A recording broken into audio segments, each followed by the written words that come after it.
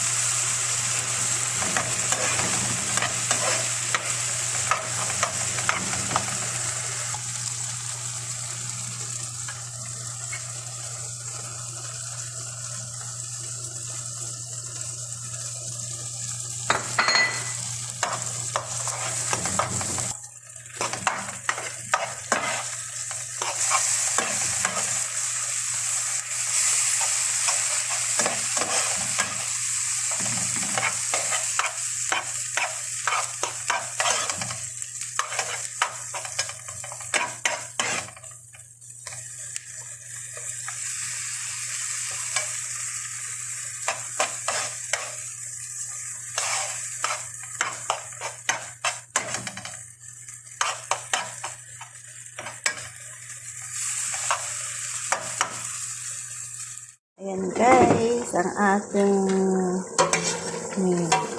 daham. Guys, luto na siya guys. Yummy, yummy. Luto na siya guys ang ating meat. Ang ating meat.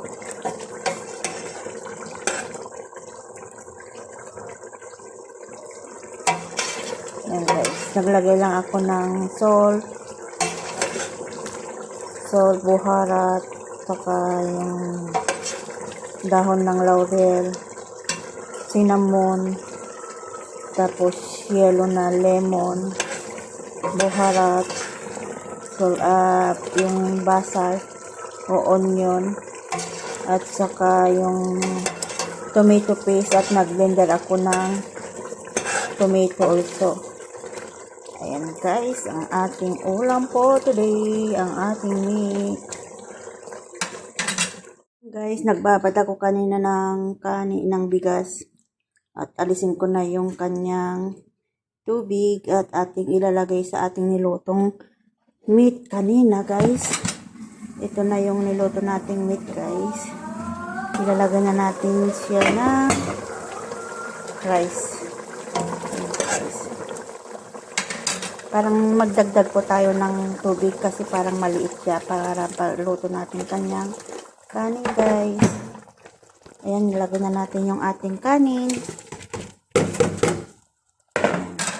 Yan na ang tinatawag nating kabsa. Ayan guys.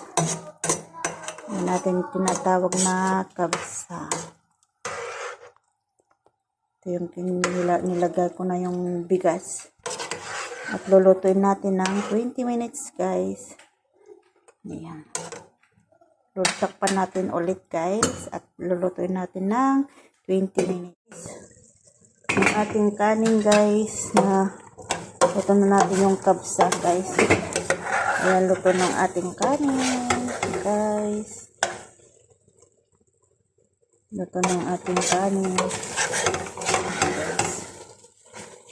Ng ating kabsa.